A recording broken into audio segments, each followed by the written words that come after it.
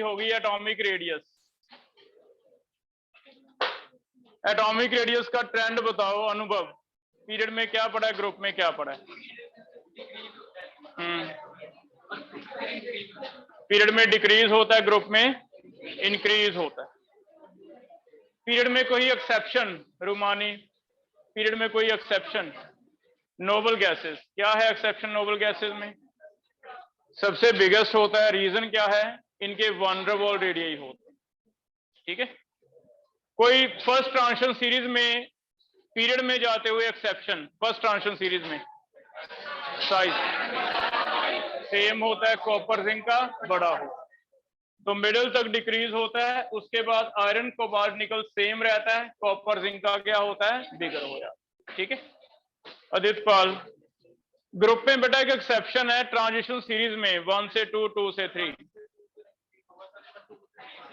2 से 3 क्या रहता है? सेम। रीजन लिखा था लेंथेनाइड कॉन्ट्रैक्ट।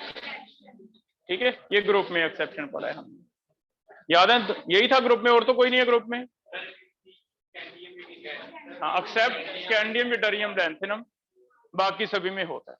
तो जैसे कॉपर सिल्वर गोल्ड हैं, इनके लिए साइज का क्या ट्रेंड लिखा है हमने? कॉपर से सिल्वर बिगर होगा, लेकिन सिल्वर और गोल्ड का क्या होगा? सेम।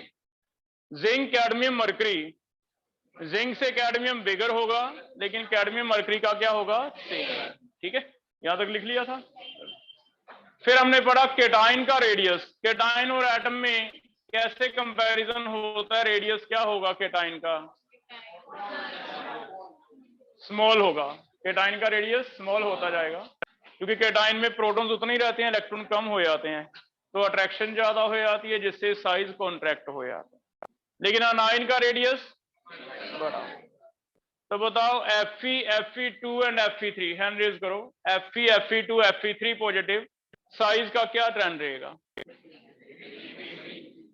ऋषभ, छोटा, Fe3 और छोटा। जितना चार्ज ज्यादा आ जाएगा पॉजिटिव, उतना छोटा होता जाएगा। ठीक है, अनाइन के लिए बिगर होता जाएगा। तो अगर एक S है सल्फर, एक S1 नेगेटिव है, एक S2 नेगेटिव है, तो S2 नेगेटिव का सबसे बड़ा होता जाएगा। ठीक है, तो केटाइन और अनाइन के। फिर हमने सिग्मा निकालना सीखा। सिग्मा S और P वालों के रूल कोई बता सकता है? S और P वालों के लिए वैलेंस शेल में सिग्मा कितना लेते हैं? 0.35 into n-1, number of electron valence में -1, प्लस पेनल्टीमेट के लिए 0.85, बाकी इनर के लिए 1। डी एंड एफ वालों के लिए अलग रूल हैं। सिर्फ डी और एफ जो सब शेल है, उसके जितने भी इलेक्ट्रॉन है -1 करके मल्टीप्लाई होता है 0.35, बाकी सारे इनर शेल काउंट होते हैं, मल्टीप्लाई कितना होता है? 1। इससे हम सिग्मा निकालना सीख के आए हैं, स्लेटर्स रूल कहते हैं। Z इफेक्टिव कैसे निकलता है? Z minus. क्या कहीं सिग्मा 0.30 भी लेते हैं? अगर हीलियम आ जाए, लिथियम पॉजिटिव आ जाए, जिनमें 1s2 होता है, जिनमें 1s2 होता है, उनमें सिर्फ S वालों के लिए कितना लिया जाता है? 0.30। तो एक एक्सेप्शन हो जाएगा। इतना हो गया। आगे प्रॉपर्टी पढ़ रहे हैं, सेकंड पीरियोडिक प्रॉपर्टी लिखो। जैसे हमने एटॉमिक रेडियस पढ़ा है, इसका ट्रेंड क्या है, इसमें एक्सेप्शन क्या है, वैसे हमारे सिलेबस में आपको लिखवाई थी पीरियोडिक प्रॉपर्टीज। सेकंड प्रॉपर्टी हम डिस्कस कर रहे हैं, दैट इज आयनाइजेशन एंथैल्पी। तो नेम लिखो प्रॉपर्टी का, आयनाइजेशन एंथैल्पी।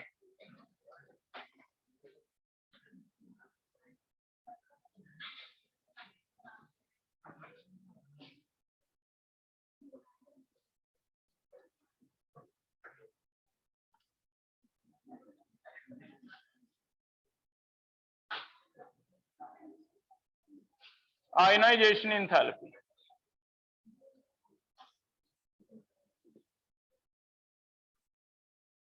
पहले तो ये वर्ड एंथैल्पी समझ लो। एनर्जी को ही केमिस्ट्री की रिएक्शंस में हम वर्ड एंथैल्पी यूज करेंगे। जैसे मान लो कार्बन की अगर बर्निंग होती है, कंबशन करवाते हैं, CO2 बनता है, तो एनर्जी रिलीज होएगी, निकलेगी। वो जो एनर्जी निकलेगी रिएक्शंस के केस में, उसे हम एनर्जी ना कह के बस वर्ड यूज करेंगे इंथैल्पी, और इसे एक सिंबल से दिखाया जाता है डेल्टा एच से।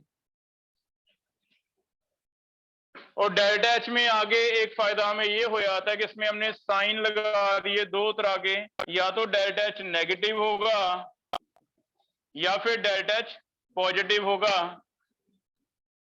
अगर तो एनर्जी रिलीज हो रही है, अगर एनर्जी रिलीज हो रही है तब तो डेल्टा एच होता है इधर नेगेटिव, तब तो हम सीधा दिखा देंगे भी डेल्टा एच नेगेटिव है। नेगेटिव का मतलब पता चल गया एनर्जी निकल रही है। ऐसी रिएक्शंस को नाम दिया जाता है एक्सोथर्मिक रिएक्शंस। एक्सोथर्मिक होती हैं ऐसी रिएक्शन जिनमें एनर्जी निकलेगी, जैसे कंबशन है, बर्निंग है। लेकिन कुछ रिएक्शन ऐसी भी होती हैं जब वो होती है एनर्जी एब्जॉर्ब हो जाती है। किसी बीकर में आपने ऐसा रिएक्शन करवाया जिससे बीकर ठंडा हो गया, कूलिंग हो गई। कूलिंग हो गई इसका मतलब उसने एनर्जी ली है बाहर से, गर्म नहीं हुआ। ऐसे रिएक्शंस को क्या कहते हैं? एंडोथर्मिक। एनर्जी एब्जॉर्ब होती है, एनर्जी इज एब्जॉर्ब, और इन्हें कौन से रिएक्शन कहा जाता है? एंडोथर्मिक। तो दो तरह की रिएक्शन हो। इट मींस अभी फिलहाल के लिए आप ऐसे मान के चलो भी कहीं वर्ड इंथैल्पी लिख देगा तो that is better word instead of energy.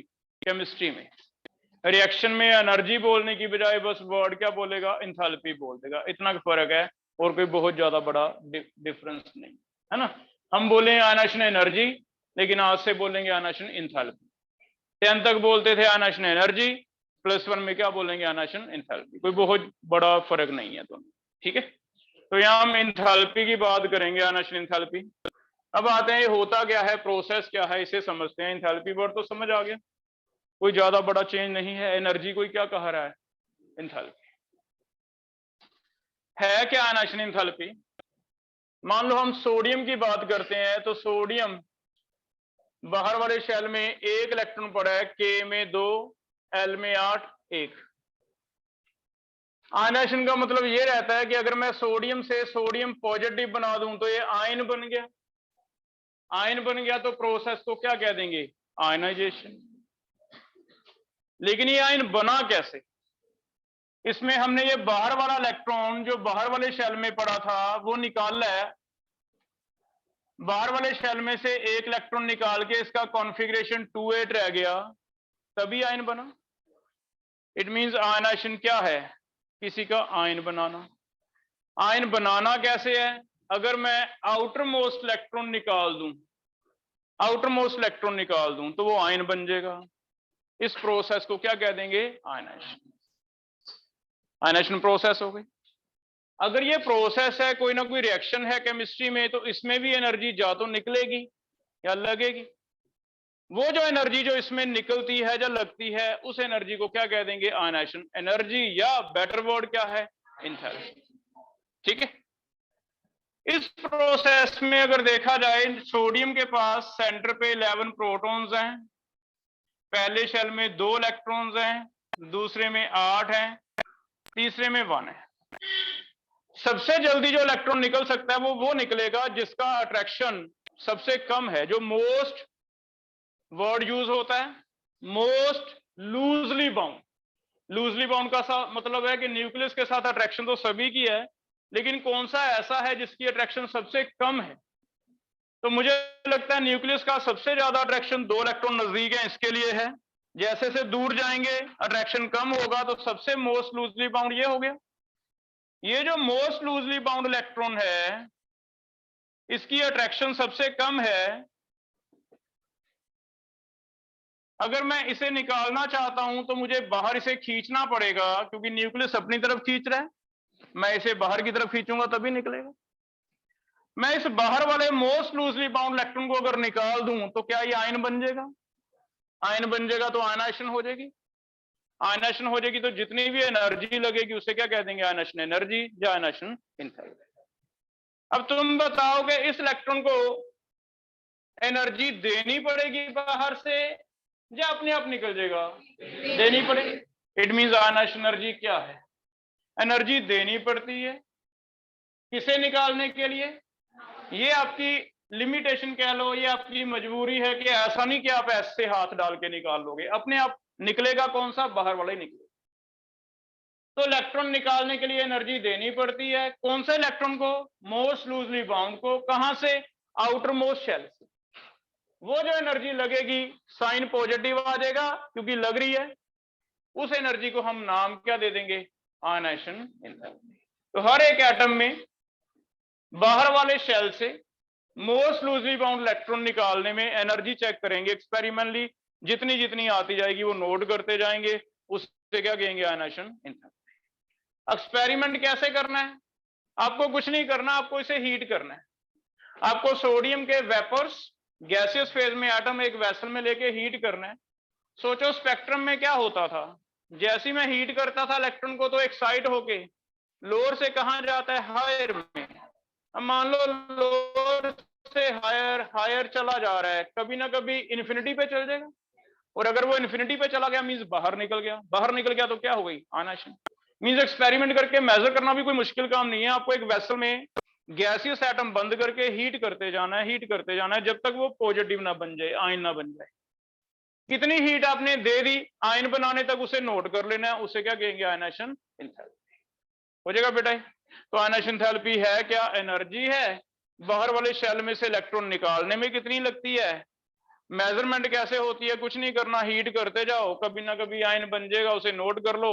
वो किलो जूल्स पर मोल में मेजर होती है। वो एनर्जीज हम सभी की एटम की पीरियड्स में, ग्रुप में निकाल लेंगे। निकालने के बाद देखेंगे ट्रेंड क्या आ रहा है। वो ट्रेंड के लिए फिर हम फैक्टर्स पढ़ेंगे, अपनी तरफ से लॉजिक देंगे भी ऐसा क्यों आ रहा है। एक्सेप्शन है कहीं तो एक्सेप्शन का एक्सप्लेन करेंगे, ऐसे होगा। हो जाएगा? तो पहले लिख रहे हैं है क्या। मेजरमेंट हमने करनी नहीं, वो आपको बता दिया बस। एक्सपेरिमेंट क्या है क्या हम साइज की तरह चलेंगे। फिर लिखेंगे फैक्टर्स क्या क्या हैं। फिर लिखेंगे पीरियड में कैसे वेरिएशन है, ग्रुप में कैसे है। और लास्ट पे कहां कहां हमें एक्सेप्शन देखने को मिला, उनका कोई एक्सप्लेनेशन है तो वो लिखेंगे, नहीं तो कह देंगे याद है ना। तो ऐसे कर लोगे बेटा? तो लिखो, पहले डेफिनेशन लिख रहे हैं, है क्या ionization enthalpy. Definition is, energy है, किस काम में लग रही है? Required to remove. एनर्जी है, कहां लग रही है? एनर्जी रिक्वायर्ड है, भी हमें चाहिए होगी। पहली बात पॉजिटिव है। रिक्वायर्ड टू रिमूव, रिमूव करना है। कौन सा इलेक्ट्रॉन है? एक वर्ड लगा बीच में, most loosely bound. To remove most loosely bound electron. To remove most loosely bound electron from outermost valence shell। Obvious है ना, मोस्ट लूजली बाउंड एस वाला तो नहीं होगा, आउटर मोस्ट शेल का ही होगा। तो most loosely bound electron from outermost valence shell, जुड़ी हुई लाइन ही है, एक ही चीज है। अगर आप मोस्ट लूजली बोल देते तो अंडरस्टूड है कि वो कहां से निकलेगा? वैलेंस शेल से निकले, आउटर मोस्ट वैलेंस शेल। लेकिन आगे एक और चीज इंपॉर्टेंट है, from a gaseous isolated atom. From a gaseous isolated atom. Atom अलग होना चाहिए। गैसियस स्टेट में एक बीकर में भरने हैं हमने एटम, गैसियस स्टेट में बीकर में भर के फिर हीट करने लगना है। ऐसा नहीं कि तुम आयरन की बात करो और आयरन का टुकड़ा लेके देखने लग जो भी इसमें से इलेक्ट्रॉन निकालने में कितनी, वो तो बहुत ज्यादा लगेगी। अगर आयरन का टुकड़ा सॉलिड स्टेट में है तो सॉलिड से तुम्हें पहले पिघलाना पड़ेगा, मेल्ट करना पड़ेगा, मेल्ट करके फिर बॉयल करना पड़ेगा, फिर वेपर बनेंगे। हमारा काम तो उसके बाद स्टार्ट होगा। जब वेपर बन गए, एटम अलग अलग हो गए, वहां तक जो एनर्जी लगी वो हमारा डिपार्टमेंट नहीं है, हमारा काम नहीं है। हमें तो आयरन एटम बना के दे दो, उसके बाद मेरा टाइम स्टार्ट होगा। अब मैं मेजरमेंट स्टार्ट करूंगा, अब मैं उसे हीट करने लगूंगा जब तक आयरन पॉजिटिव नहीं बन जाता। जैसे ही आयरन 1 पॉजिटिव बन गया, मैं रुक जाऊंगा और देख लूंगा कितनी एनर्जी लगी। सिर्फ वो वाला पार्ट, आयरन गैस से आयरन पॉजिटिव बनाना, वो वाला पार्ट, उसमें कितनी लगी है, वो मेरा आयनाइजेशन है, उससे पहले वाला नहीं है। तो इसका लाइन का मतलब समझ आ गया? कि आपके एटम ऐसे नहीं भी जैसे दिख रहे हैं वैसे ही डाल दिए, कोई सॉलिड है तो सॉलिड ले लिया, नहीं। सॉलिड को पिघलाओ, वेपर बनाओ, वहां तक जो एनर्जी लगी वो मेरा काम नहीं है, वो आयनाइजेशन का पार्ट नहीं है। हमें तो यहां से बताना है भी गैसियस आइसोलेटेड हो जाए एटम, गैसियस आइसोलेटेड में अट्रैक्शन कितनी है, जितनी अट्रैक्शन ज्यादा है उतनी मेरी एनर्जी ज्यादा लगेगी, उस चीज को हम क्या कह रहे हैं, आयनाइजेशन। वो एक प्रोडिक प्रॉपर्टी है, क्योंकि वो सिर्फ और सिर्फ एक फैक्टर पे डिपेंड करती है, अट्रैक्शन पे। यहां प्रोटॉन कितनी है, अट्रैक्शन कितनी क्या है। अगर अट्रैक्शन ज्यादा है, बता सकते हो एनर्जी क्या होगी, ज्यादा एनर्जी। अब अगर हम सारी मेजर करते बेटा, फिर पीरियोडिक प्रॉपर्टी होनी नहीं थी, क्योंकि बहुत सारे एलिमेंट सॉलिड एग्जिस्ट करते हैं, आयरन है, टिन है, लेड है, बहुत सारे ऑलरेडी गैस हैं। तो सॉलिड से गैस बनाने में बहुत ज्यादा एनर्जी लग जाती, वो फिर प्रियोडिसिटी आनी नहीं थी कि पीरियड में जाते क्या है ग्रुप में, प्रियोडिसिटी नहीं आनी थी। इसलिए हमने वो वर्ड नहीं लिया आयनाइजेशन में, हमने सिर्फ क्या लिया भी सिर्फ गैसेस बना के दो। हमें सिर्फ इस पार्ट पे रहना है कि अगर किसी एटम की अट्रैक्शन ज्यादा है तो उसे खींचने में, इलेक्ट्रॉन को निकालने में एनर्जी ज्यादा लगेगी, किसी की अट्रैक्शन कम है तो इलेक्ट्रॉन निकालने में एनर्जी कम लगेगी, उस पार्ट को हम क्या कह रहे हैं, आयनाइजेशन। सॉलिड लिक्विड तो फिर बहुत ज्यादा लगेगा, तो इसलिए ये वर्ड लिखा जाता है। इसका मीनिंग समझ आ गई। स्पेशली आपको एनसीईआरटी में लास्ट जो एक्सरसाइज दी जाती है वहां क्वेश्चन मिलेगा कि इसका क्या मतलब है आइसोलेटेड गैसियस एटम। तो आप कहोगे एटम अलग से आइसोलेटेड फेज में एक गैसियस स्टेट में होना चाहिए, उसमें से इलेक्ट्रॉन निकालने में जो मेजरमेंट होगी वो आयनाइजेशन है, सॉलिड लिक्विड फेज में नहीं है, वो आयनाइजेशन नहीं। ठीक है, हो जाएगा, क्योंकि नहीं तो प्रियोडिसिटी नहीं है। तो डेफिनेशन में चेक कर लो, दो वर्ड इंपॉर्टेंट है, एक तो लिखना जरूरी है, नहीं तो सिंपल है। सिंपल तो आप मतलब 10 तक भी पढ़ते थे, हम फर्स्ट चैप्टर में ही पढ़ के आए हैं बोहर मॉडल में कि आयनाइजेशन क्या है, इलेक्ट्रॉन को निकालने में एनर्जी, लेकिन कौन से इलेक्ट्रॉन को, मोस्ट लूजली बाउंड, कहां से, गैसेस। ये दो वर्ड इंपॉर्टेंट है लिखने, इससे आपका पीरियोडिक टेबल स्टार्ट होगा प्रॉपर डेफिनेशन पर, है ना। तो ये वर्ड लिखने जरूरी हो जाएगा बेटा। अब सेम वे में इसके फैक्टर, सेम वे में पीरियड में, ग्रुप में क्या ट्रेंड है तुम खुद ही निकाल लोगे। सिर्फ इतना देख लेते हैं भी, यहां पे देखो, अगर ये अट्रैक्शन ज्यादा है तो इसे निकालने में एनर्जी, तो तुम्हें सिर्फ इतना देखना है भी ionization enthalpy directly proportional to किसके है, अट्रैक्शन। क्या ये किसी तरह साइज में भी रिलेट हो रहा था ना, अट्रैक्शन, अट्रैक्शन ज्यादा थी तो साइज क्या था, छोटा था, तो फिर इट मीन साइज वाला सेम चलेगा। 3 फैक्टर लिखेंगे, आपकी रिवीजन हो जाएगी एक तरह की, कैसे कैसे वेरी करता है, फिर कंक्लूजन देंगे, है ना, सारी चीज सेम है, बस अट्रैक्शन ज्यादा तो आयनाइजेशन क्या है, ज्यादा, इतना समझ लो। क्या इसमें कोई डाउट है, अट्रैक्शन ज्यादा तो आयनाइजेशन ज्यादा। तो फिर हम फैक्टर्स पढ़ेंगे, पीरियड और ग्रुप में ट्रेंड पढ़ेंगे। ठीक है, तो पहले पढ़ रहे हैं फैक्टर्स। साइज में 3 फैक्टर्स, अभी टेस्ट में भी आपको क्वेश्चन आया था सैटरडे को, कौन कौन से 3 फैक्टर लिखे हैं आपको साइज के लिए। हाँ, तो उन्हीं से रिलेट करना है। न्यूक्लियर चार्ज पहला, अच्छा शेल की जगह मैं साइज कर देता हूं, क्योंकि शेल बढ़ेगा तो साइज बढ़ेगा, शेल कम होगा तो साइज कम। अब तो मुझे साइज पता है, बेटर वर्ड। और तीसरा है स्क्रीन।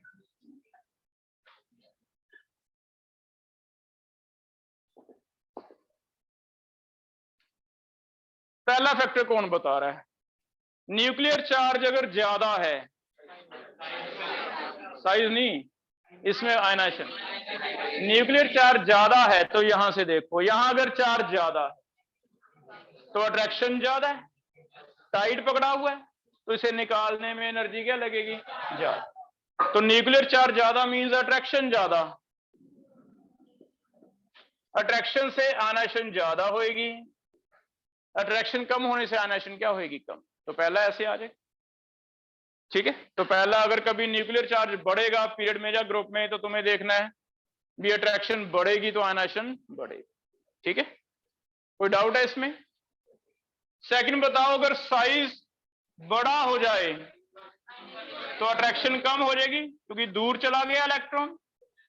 अगर साइज बड़ा हो गया तो ये वाला इलेक्ट्रॉन तो फिर और दूर चला गया, इस शेल में आ गया, साइज बढ़ गया, रेडियस बढ़ गया। दूर चला गया तो अट्रैक्शन कम हो गई, अट्रैक्शन कम होगी तो आयनाइजेशन कम होगी।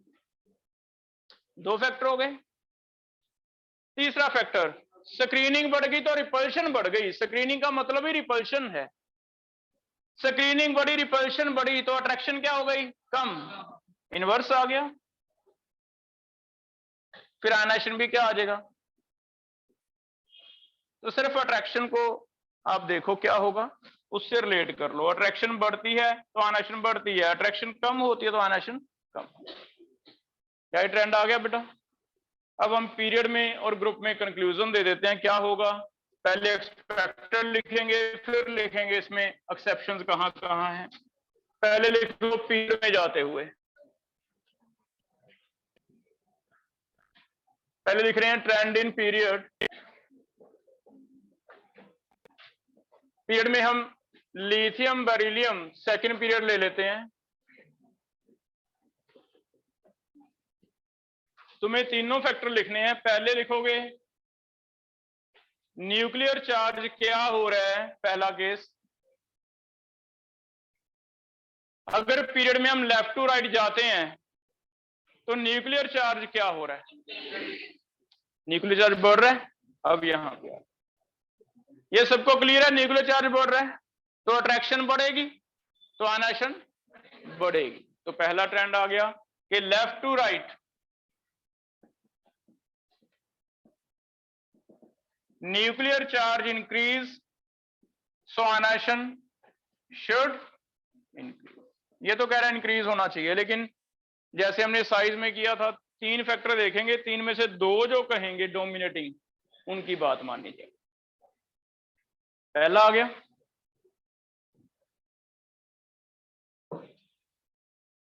सेकंड लिखें। सेकंड, न्यूक्लियर चार्ज के बाद साइज बताएं, पीरियड में जाते हुए साइज क्या होता है, डिक्रीज। यहां पे देखो साइज याद है सबको, डिक्रीज होता है। साइज डिक्रीज होता है तो अट्रैक्शन बढ़ेगी, अट्रैक्शन बढ़ेगी तो आयनाइजेशन बढ़ेगी। तो पीरियड में ये होना चाहिए left to right size decrease, क्योंकि शेल तो सेम ही रहा था। सो आयनाइजेशन क्या होनी चाहिए, इंक्रीज। साइज बड़ा है तो जल्दी निकल जाएगा इलेक्ट्रॉन, क्योंकि साइज बड़ा मींस इलेक्ट्रॉन दूर चला गया न्यूक्लियस से।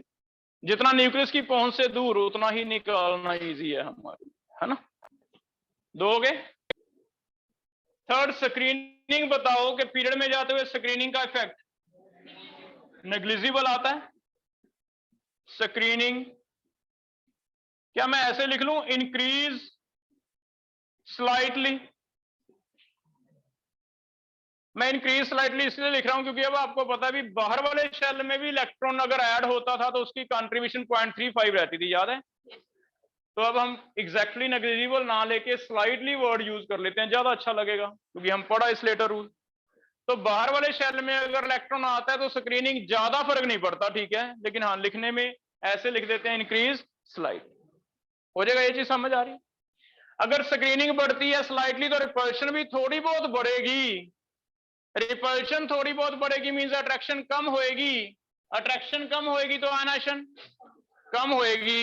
इट मींस इधर जाते हुए screening increase slightly, so ionization should decrease होनी चाहिए बट स्लाइटली। अब तीन में से सीधा सीधा दो फैक्टर इंक्रीज कह रहे हैं, एक डिक्रीज कह रहा है, वो भी मामूली सा कह रहा है, स्लाइड कह रहा है। इसका मतलब ओवरऑल ट्रेंड हमारा क्या आ जाना चाहिए। तो पहला कंक्लूजन निकल गया। कंक्लूजन क्या है, पीरियड में अगर आप जाओगे लेफ्ट टू राइट, तो हम कंक्लूड कर रहे हैं भी साइज क्या होगा, डिक्रीज, सॉरी आयनाइजेशन क्या होएगी, इनकी आयनाइजेशन पढ़ रहे हैं ना हम, तो आयनाइजेशन क्या होएगी, इंक्रीज हो जाएगा ऐसे। तो ऐसे तीनों फैक्टर आप देखोगे वेरिएशन क्या हो रही है, तीनों के बेस पे आंसर देंगे। इधर डिक्रीज, आयनाइजेशन इंक्रीज, ठीक है, लेफ्ट टू राइट आयनाइजेशन। ऐसे आप ग्रुप में चेक करोगे, ग्रुप पहला अल्कली मेटल का लिख लो, सेम पहला न्यूक्लियर चार्ज देखना है क्या हो रहा है नीचे जाते हुए, दूसरा ये अपनी अपनी कॉपी पे लिखो। मैं जिससे पूछूंगा वो बताएगा, बाकी नहीं बताएंगे कि पहला फैक्टर कैसे वेरी हो रहा है और उसकी वजह से आयनाइजेशन पे क्या असर होना चाहिए। तो ट्रेंड इन ग्रुप, अल्कली मेटल ले लिए lithium, sodium, potassium, rubidium, caesium. Generally फिर से वही बात है कि सीजियम पूछा जाता है लास्ट, फ्रांसियम क्योंकि क्या है रेडियो एक्टिव, तो हम सीजियम तक ज्यादा स्टडी कर रहे हैं। ठीक है, तो पहला फैक्टर यहां लिखेंगे डाउन द ग्रुप,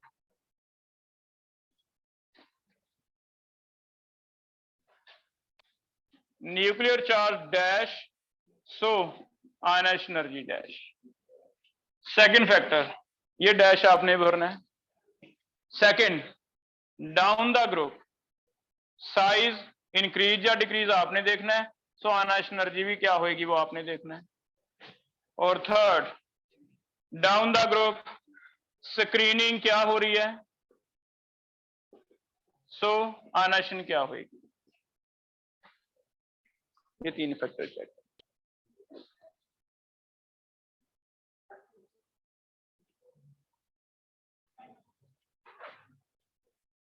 कोशिश करो अपना अपना लिखो, गलत सही मैटर नहीं करता, गलत होगा तो तुम्हें पता चलेगा क्या गलती थी।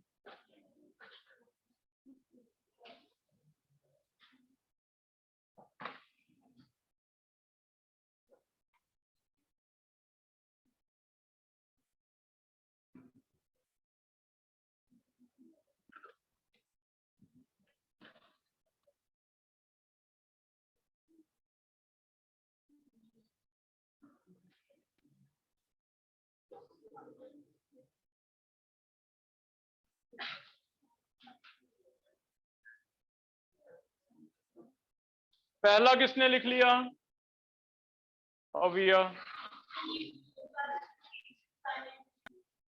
Ionization energy increase, nuclear charge increase, ionization energy increase. Check करो भी पहला सही है। नीचे आते हुए न्यूक्लियर चार्ज 3 है, 11 है, 19 है, बढ़ता जा रहा है। न्यूक्लियर चार्ज बढ़ा मींस अट्रैक्शन बढ़ी तो आयनाइजेशन बढ़ेगी, तो पहला है nuclear charge increase, so ionization increase. पहला सही आ गया। सेकंड का साइज इंक्रीज होता है, नीचे आते सेल बढ़ जाते हैं तो आयनाइजेशन डिक्रीज। ये तो कैंसिल हो गया, एक इंक्रीज एक डिक्रीज। ऋषभ थर्ड में इंक्रीज, सो आयनाइजेशन, रिपल्शन बढ़ गई, रिपल्शन बढ़ गई तो अट्रैक्शन कम हो गई। ओवरऑल दो क्या कह रहे हैं, डिक्रीज कह रहे हैं। इट मीन नेट क्या आ गया, फिर कंक्लूजन आ गया हमारे पास, कंक्लूजन। डाउन द ग्रुप क्या होगा, आयनाइजेशन डिक्रीज। ठीक है, और एक अच्छी बात पीरियोडिक टेबल याद करने की ये है कि सारी प्रॉपर्टीज उल्टा शो करती हैं ट्रेंड। अगर पीरियड में अगर देखें तो पीरियड में क्या आया था, इंक्रीज, तो ग्रुप में उल्टा आएगा ही आएगा। तो ये भी ध्यान रखना कि सेम नहीं आना चाहिए आपका, नहीं तो आप गलती कर दोगे, उल्टा ही आएगा। अगर पीरियड में इंक्रीज है तो ग्रुप में डिक्रीज। साइज देख लो, साइज लिख के देखो क्या था, साइज पीरियड में क्या लिखा था हमने, डिक्रीज, तो ग्रुप में क्या था, तो उल्टा आएगा ही आएगा। एक चीज ये भी अच्छी है हमारे लिए, भी एक ट्रेंड याद है तो दूसरा मान के चलो, जितनी भी पीरियोडिक प्रॉपर्टीज हम पढ़ने वाले हैं इस चैप्टर में उल्टी होंगी। पीरियड में इंक्रीज होगा तो ग्रुप में डिक्रीज होगा, पीरियड में डिक्रीज होगा तो ग्रुप में इंक्रीज होगा ही होगा, ऐसे हो जाएगा बेटे। ये ट्रेंड सेट हो गया हमारा। लेकिन जैसे हमने साइज में देखा भी एक्सेप्शंस भी हैं काफी जगह, तो एक्सेप्शन कहां कहां है वो देख रहे हैं। पहले हैं एक्सेप्शंस इन पीरियड। पीरियड फिर से हमने लिथियम, बेरिलियम ये उठा लिया, boron, carbon, nitrogen, oxygen, fluorine and नियम। पहले आप एक्सपेक्टेड साइन लगाओ कि एक्सपेक्टेड पीरियड में जाते हुए अभी हमने जो निकाला है फैक्टर, इंक्रीज निकाला है। इट मीन लिथियम और बेरिलियम में से बेरिलियम का आयनाइजेशन ज्यादा होना चाहिए, ज्यादा होना चाहिए मींस एक्सपेक्टेड ट्रेंड ये हैं सारों के, है ना, ये साइन समझ रहे हो। इधर क्या होता जा रहा है, ज्यादा, इसे हम लिखेंगे ये एक्सपेक्टेड है। एक्सपेक्टेड का मतलब जो हमने थ्योरी के बेस पे निकाला, ये तो वो आगे थ्योरी के बेस पे ऐसा आना चाहिए, ये मैं सोच रहा हूं। ठीक है, अब अगर तो सारे ऐसे आगे साइन फिर तो सही है, इट मींस कोई एक्सेप्शन है नहीं। लेकिन हो क्या रहा है, एक्चुअल में क्या आ रहा है, एक्चुअल में ये आ रहा है कि लिथियम से बेरिलियम सही है, लेकिन यहां पे अंडरलाइन कर लो, ये जब मैं वैल्यूज कैलकुलेट कर रहा हूं, जो कैलकुलेशंस आपको सिखाई ना मेजरमेंट, उसमें जब वैल्यूज कैलकुलेट की किलो जूल पर मोल में, तो ये ट्रेंड आ रहा है, बेरिलियम से बोरॉन का क्या हो रहा है, कम। तो पहले तो नोट करते हैं कहां कहां है, फिर देखेंगे भी लॉजिक क्या है। बोरॉन का कम, कार्बन का ज्यादा, नाइट्रोजन का ज्यादा, ऑक्सीजन का कम। हेलोजन का ज्यादा है नो डाउट, नियोन का भी ज्यादा है, लेकिन नियोन का एकदम से काफी बड़ा है। तो हमें लगता है 3 जगह मुझे हैरानी हो रही है, 3 जगह मेरी एक्सपेक्टेशन के अकॉर्डिंगली ट्रेंड नहीं आ रहा। जो मुझे एक्सपेरिमेंट डाटा दिए साइंटिस्ट ने निकाल के, वो जब मैंने चेक किए तो मैंने सर्कल किया भी ये वाला ट्रेंड तो ऐसा तो नहीं आना चाहिए। एक तो यहां तुम्हारी गलती है, या तो वो गलत है या हम गलत हैं। दूसरा ट्रेंड नाइट्रोजन और ऑक्सीजन का गलत आ रहा है, हम तो कह रहे हैं इंक्रीज होगा पीरियड में। लास्ट एक इसलिए मुझे हैरानी है भी, हो क्या रहा था, अगर यहां से यहां मान लो 50 का इंक्रीज है, यहां से यहां 50 50 60, चलो कहीं 60 कहीं 40 ऐसे इंक्रीज है, एकदम से 500 हो जाए तो क्या हमें हैरानी होएगी भी? बढ़ तो रहा था 50 60 40 60 70 ऐसे, एकदम से क्या हो गया, 500 बढ़ गया। तो ये हैरानी इसलिए है, ये एक्सेप्शन इसलिए है कि एकदम से इंक्रीज क्या होता है, लार्ज। तो लार्ज इंक्रीज क्यों हो रहा है भी, ये भी हम एक्सप्लेन करने जा रहे हैं। ठीक है, तो एकदम से 500 1000 कैसे इंक्रीज हो गया, इतना बड़ा जंप कैसे आ?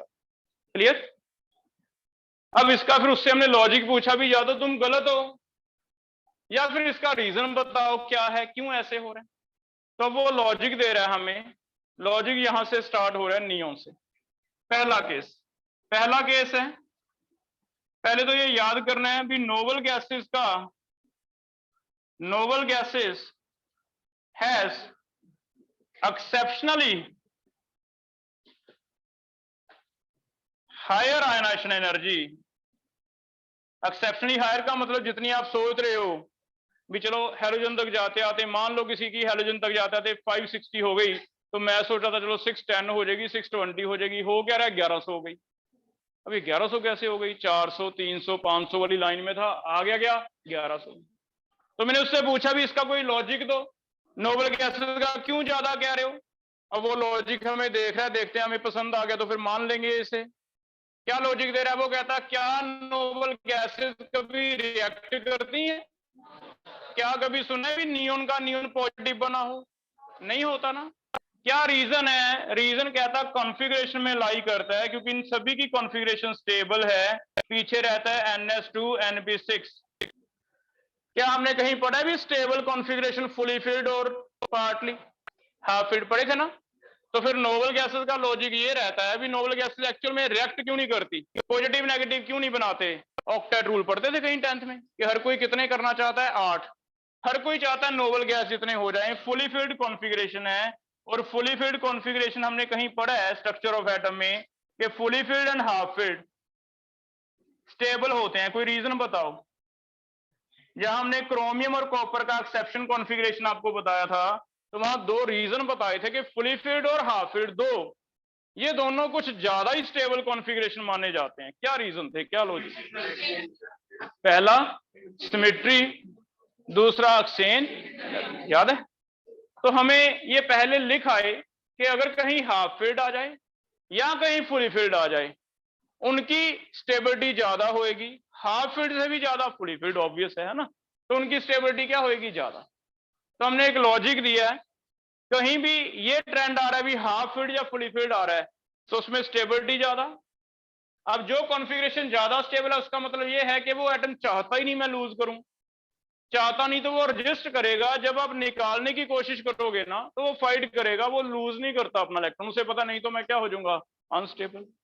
तो फिर हमने ये लॉजिक लगाया है भी, यहां भी कोई कॉन्फ़िगरेशन लिख के देखो, यहां भी कोई कॉन्फ़िगरेशन ऐसी आ गई, या तो फुली फिल्ड या फिर क्या आ गई, हाफ फिल्ड, वहां पे एक्सेप्शन आने के चांसेस।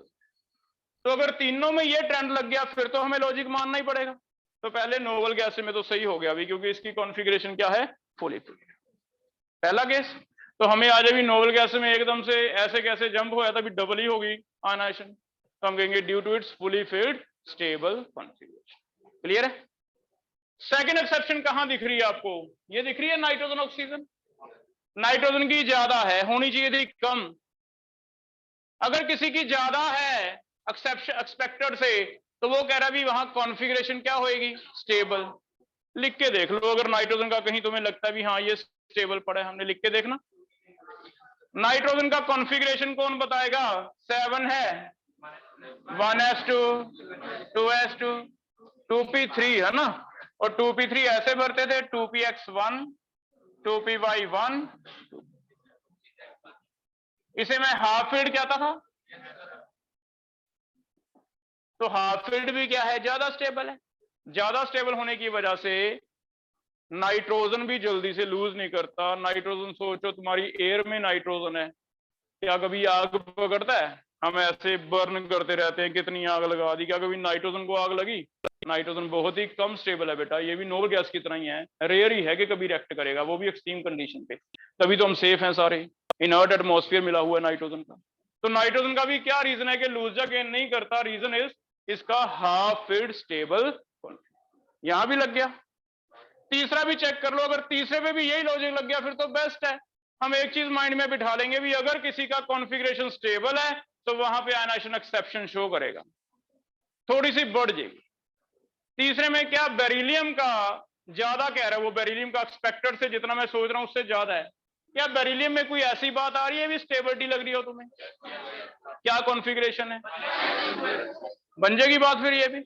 इसका मतलब एक लॉजिक पकड़ लेते हैं भी, यहां भी पीरियड में कहीं आएगी एक्सेप्शन। तुम्हें रीजन पूछेगा, तुम्हें कॉन्फ़िगरेशन लिखनी है। कॉन्फ़िगरेशन दो एलिमेंट में से एक की स्टेबल आ जाएगी, या तो फुली फिल्ड आएगी या फिर क्या आएगी, हाफ फिल्ड। फुली फिल्ड या हाफ फिल्ड में से आप लिख दोगे, जिसका हाफ फिल्ड है, फुली फिल्ड है, वो ज्यादा स्टेबल है। ज्यादा स्टेबल है तो उसकी आयनाइजेशन क्या होगी, एक्सपेक्टेड से ज्यादा हो जाएगा बेटा। तो सेकंड पॉइंट लिखो, सेकंड केस लिखो, नाइट्रोजन हैज, सेकंड केस लिखो, nitrogen has exceptionally higher ionization energy than oxygen. Nitrogen has exceptionally higher ionization energy than, इससे ज्यादा, than oxygen। ठीक है, ये असर्शन बन गया, जैसे AR टाइप क्वेश्चन आते हैं तो असर्शन है nitrogen has exceptionally higher ionization energy than oxygen। तो इसका आंसर क्या बनेगा, रीजन क्या है, nitrogen 1s2, 2s2, 2px1, 2py1, 2pz1 has got half filled। Easy हमारे लिए इसलिए है क्योंकि हमें आगे हाफ फील्ड क्यों ज्यादा स्टेबल है इसका लॉजिक देने की जरूरत नहीं है, वो हम पढ़ाए, कहां पढ़ाए, स्ट्रक्चर ऑफ एटम, है ना। तो हम सिर्फ इतना एक्सप्लेनेशन देंगे, has got half field stable configuration. कर लोगे बेटा? दो केस हो गए, और तीसरा केस क्या है, बेरिलियम का। बेरिलियम में एक्सेप्शन है, beryllium has exceptionally higher ionization, किससे ज्यादा, देन बोरॉन। रीजन सेम है, जिसका ज्यादा, जहां एक्सेप्शन है खुद ही बताएगा आंसर, खुद ही आंसर बता देगा। आपसे पूछेगा ही ऐसे भी, वाई पूछेगा ही ऐसे, why beryllium has got more ionization energy, तो उसने आंसर सीधा खुद ही दे दिया। अभी पूछा किसका, बेरिलियम का, आपको कॉन्फ़िगरेशन लिख के दिखा देना है, कॉन्फ़िगरेशन स्टेबल आ जाएगा। ठीक है, तो क्वेश्चन में कहीं ना कहीं आंसर छुपा रहेगा, क्वेश्चन खुद ही बता देगा why nitrogen has got more ionization, तो आपको सिर्फ कॉन्फ़िगरेशन लिखनी है, आपका आंसर हो जाएगा बेटा। तो beryllium has more than boron, reason beryllium का कॉन्फ़िगरेशन लिख देता हूं मैं। बेरिलियम में क्या आ रहा है, 1s2, 2s2, क्या ये स्टेबल है, तो स्टेबल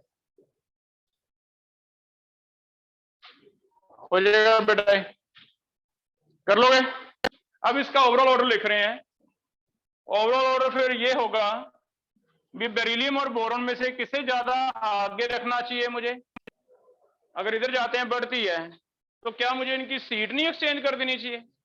मैं रिक्वेस्ट करूंगा भी बोरॉन को भी तू पीछे बैठ जा, बेरिलियम को क्या बिठा देंगे आगे, फिर हमारा ट्रेंड सही आ जाएगा। तो हम थोड़ी सीटें चेंज कर रहे हैं इनकी, क्या करेंगे, लिथियम पहले बोरोन को बिठा देंगे, बाद में बेरिलियम को। सही हो गया। ऐसे और किसकी सीट एक्सचेंज करें? नाइट्रोजन और ऑक्सीजन की। तो कार्बन नाइट्रोजन लिख के इनकी सीट एक्सचेंज कर दो। ऑक्सीजन को रिक्वेस्ट की भी तो यहां आ जा, नाइट्रोजन को आगे भेज दिया, है ना। फ्लोरीन और नियोन में सिर्फ साइन का फर्क है, साइन 2-3 डाल दो नियोन। तो एक्चुअल ट्रेंड ये रहता है, ठीक है। तो याद रखना है 3 जगह एक्सेप्शन मिलेगी। पहला beryllium अल्किलाइन earth metal and boron family में, दूसरा nitrogen family and oxygen family में, तीसरा हैलोजन और नोबल गैस में। एकदम ज्यादा कर लोगे बेटा ये? या फिर जैसे मैंने बताया अभी क्वेश्चन में ही आंसर छुपा होगा, आपको खुद ही पूछेगा भी इनमें से किसका एक्सेप्शनली ज्यादा है आयनाइजेशन। आपको कॉन्फ़िगरेशन लिख लेनी है, अगर कहीं हाफ फिल्ड है या फुली फिल्ड है वो आंसर दे दो। जैसे 4 मल्टीपल का क्वेश्चन आ गया, एलिमेंट भी नहीं दिया, आपको बताना भी इनमें से किसकी ज्यादा है। एक कॉन्फ़िगरेशन दिया हीलियम 2s2 2p1, एक दिया हीलियम 2s2 2p2, एक दिया हीलियम 2s2 2p3, चौथा ऑप्शन है हीलियम 2s2 2p4। तो हम कहेंगे 2p3 स्टेबल है, वो टिक कर दो। इसकी कॉन्फ़िगरेशन स्टेबल होने की वजह से क्या होगा, ज्यादा। तो ऐसे पता कर लोगे।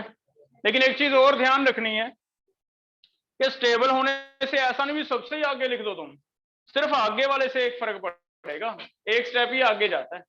बेरिलियम की ज्यादा हुई है, लेकिन ऐसे थोड़ी ना भी कार्बन से भी ज्यादा होगी। तो याद रखने वाली चीज है, ये हमने एक्सपेरिमेंटल डाटा चेक किया एक्सपेरिमेंटल चेक किया है कि बेरिलियम आगे जाएगा, लेकिन ऐसा नहीं भी कार्बन से भी जंप कर जाएगा, सिर्फ किससे, बोरोन से।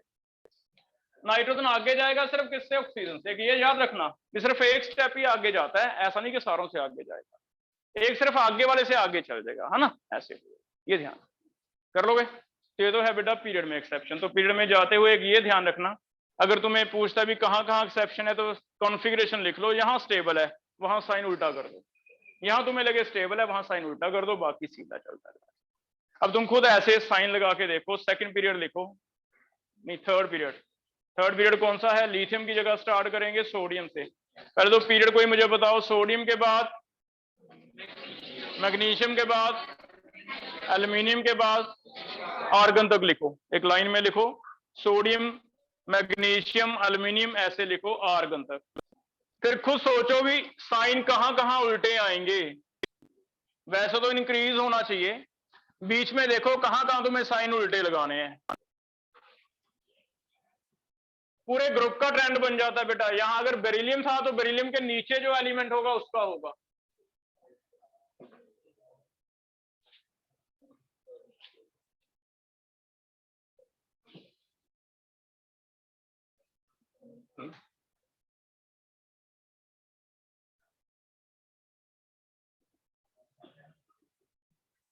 सिलिकॉन के बाद फास्फोरस, सल्फर, क्लोरीन। एक्सपेक्टेड ये वाले हैं कि सारे ऐसे जाएंगे।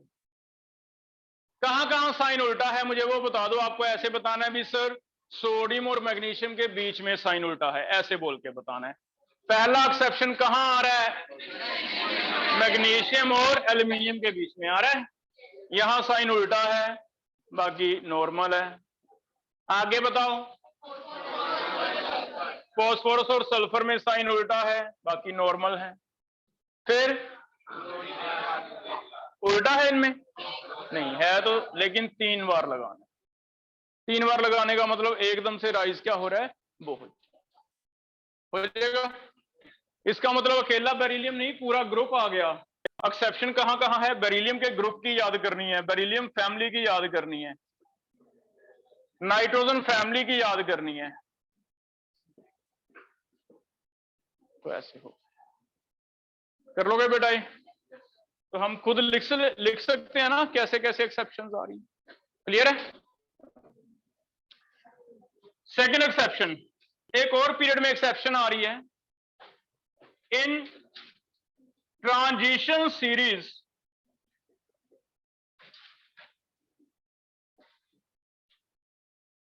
Trend of ionization energy is not regular.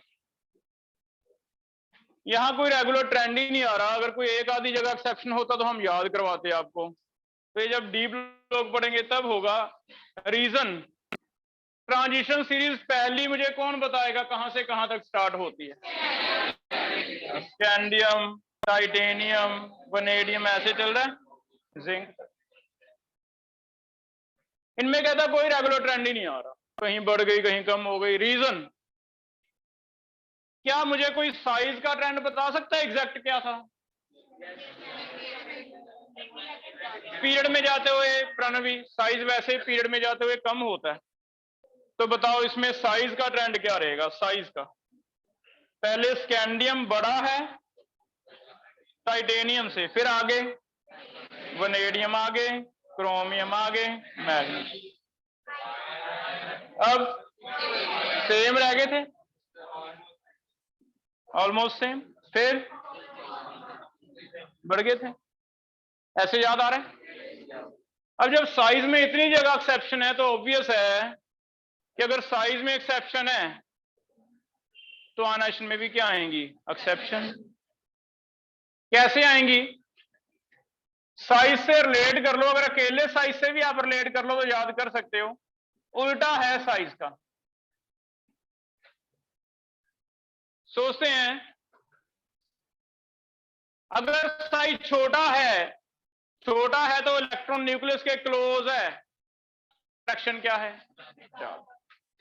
फिर से सुनो, साइज छोटा है मीन जो इलेक्ट्रॉन निकालना है न्यूक्लियस के क्लोज है, यहां पे है, इसकी अट्रैक्शन क्या है? ज्यादा। अगर अट्रैक्शन ज्यादा, मैंने टाइट पकड़ा हुआ है, तुम उधर से आके मेरे से छीनना चाहते हो तो तुम्हें एनर्जी क्या लगानी पड़ेगी? लेकिन अगर साइज बड़ा है, मेरे से दूर है, मेरा तो हाथ नहीं जा रहा यहां तक, मेरे से दूर है, तो तुम जल्दी खींच लोगे। इट मीन सिर्फ साइज से भी तुम्हारा ट्रेंड याद हो जाएगा। अभी जो साइज का ट्रेंड होता है उससे उल्टा क्या होता है? आयनाइजेशन का। जो ट्रेंड याद करना है तो एक्सेप्शन तुम्हें अलग से पढ़नी। इसका मतलब अगर कहीं ट्रेंड साइज में ही चेंज आ गया, अभी साइज कहीं उल्टा हो गया, जो होना चाहिए था, मान लो पीरियड में जाते हुए कम होना चाहिए था लेकिन साइज ज्यादा हो गया, तो एक्सेप्शन आ सकती है। अगर ज्यादा होना चाहिए था कम हो गया तो भी क्या आ सकती है? एक्सेप्शन। तो हम कहेंगे भी यहां एक्सेप्शन बहुत सारी हैं। रीजन, सिंपल रीजन है क्योंकि साइज का ट्रेंड नॉर्मल नहीं है। साइज अगर छोटा हो जाता है तो अट्रैक्शन बढ़ जाती है, तो आयनाइजेशन क्या हो जाती है? ज्यादा। साइज अगर बड़ा हो जाता है तो अट्रैक्शन क्या हो जाती है? कम। तो साइज क्या हो जाता है? आयनाइजेशन क्या हो जाती है ना? तो सिंपल इतना रीजन लिखो। अभी एग्जैक्ट जब हम पूरा चैप्टर है हमें डी ब्लॉक में, वहां वैल्यू याद करके करेंगे कि कहां कहां एक्सेप्शन है। ठीक है, फिलहाल सिर्फ इतना वर्ड कि ट्रांजिशन सीरीज में कहीं लिखा हो भी क्या ये ट्रू है स्टेटमेंट, तो हम कहेंगे हाँ ट्रू है। Trend of ionization energy is not regular, regular नहीं आता। क्लियर है? हो जाएगा बेटा ये भी। तो पीरियड में दो जगह एक्सेप्शन है। मेन एनसीईआरटी बेस्ड अभी इस चैप्टर में जो आपको मिलेगा वो बेरिलियम वाला ज्यादा मिलेगा। ये मैंने एक्स्ट्रा एक लाइन लिखवा दी क्योंकि साइज हमने पढ़ रखा है। कर लो ये वाला ट्रेंड, दो जगह एक्सेप्शन। अब ऐसे ही चलते हैं ग्रुप में। ग्रुप में लिखो, ग्रुप में exception, exception in group, exception in group. क्या कहीं साइज में हमने ट्रांजिशन सीरीज में कोई एक्सेप्शन पढ़ा है? साइज में किसको याद है एक्सेप्शन? ये ट्रांजिशन सीरीज 1 है, फिर आती है 2, फिर आती है 3। मुझे लगता है इनमें कोई साइज में एक्सेप्शन ट्रेंड था, किसे याद है? कनन?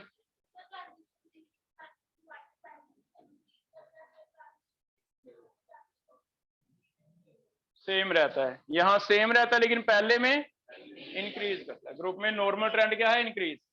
पहले में इंक्रीज है, ये क्या हो रहा है? सेम। अब अगर साइज बढ़ गया तो अट्रैक्शन कम हो गई, अट्रैक्शन कम हो गई तो आयनाइजेशन डिक्रीज हो गई। ये तो नॉर्मल ट्रेंड हो गया। हमें पता है ग्रुप में जाते हुए हमने लिखा क्या है ट्रेंड, कि ग्रुप में जाते हुए शेल बढ़ जाता है तो इलेक्ट्रॉन दूर चला जाता है, दूर चला गया तो अट्रैक्शन कम हो गई, अट्रैक्शन कम होगी तो आयनाइजेशन क्या हो गई? कम। तो ये तो नॉर्मल ट्रेंड आ गया।